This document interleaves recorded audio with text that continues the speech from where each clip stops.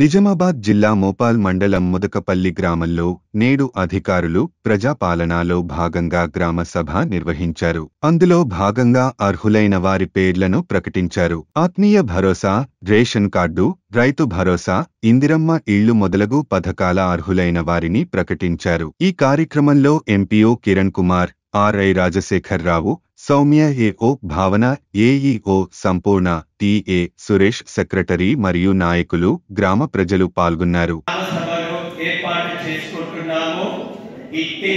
గ్రామ సభకు మరి ముఖ్య అతిథిగా గౌరవనీయులు పెద్దలు మార్కెట్ కమిటీ చైర్మన్ గారు శ్రీ ముప్ప గంగారెడ్డి గారు ఇచ్చేసి ఉన్నారు.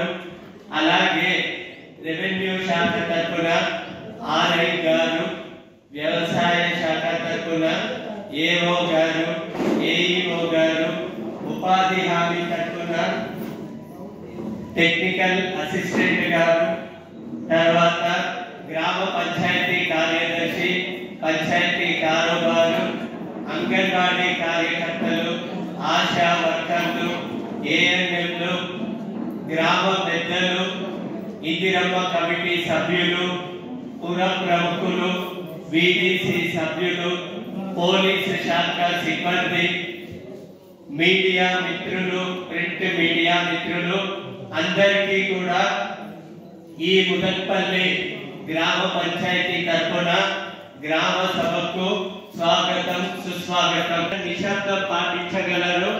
అయితే మీకు గుర్తించడం జరిగింది.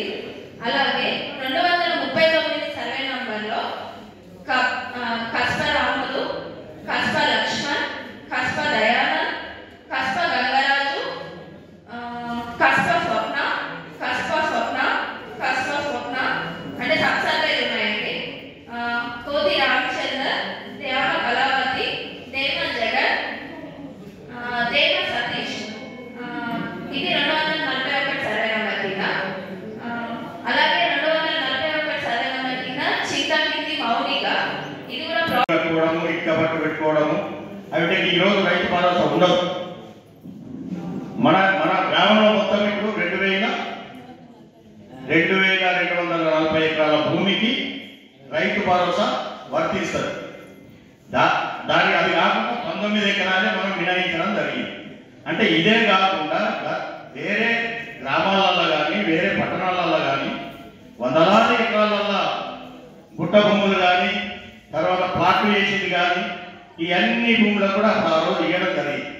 ప్రభుత్వం డబ్బుని వృధా చేసిందని దానికి ఆలోచనగా ఈరోజు ఆ పద్ధతి రైతు భరోసా తీసుకురావడం జరిగింది. మరిన్ని అప్డేట్స్ కోసం మా ఛానల్ని సబ్స్క్రైబ్ చేయండి.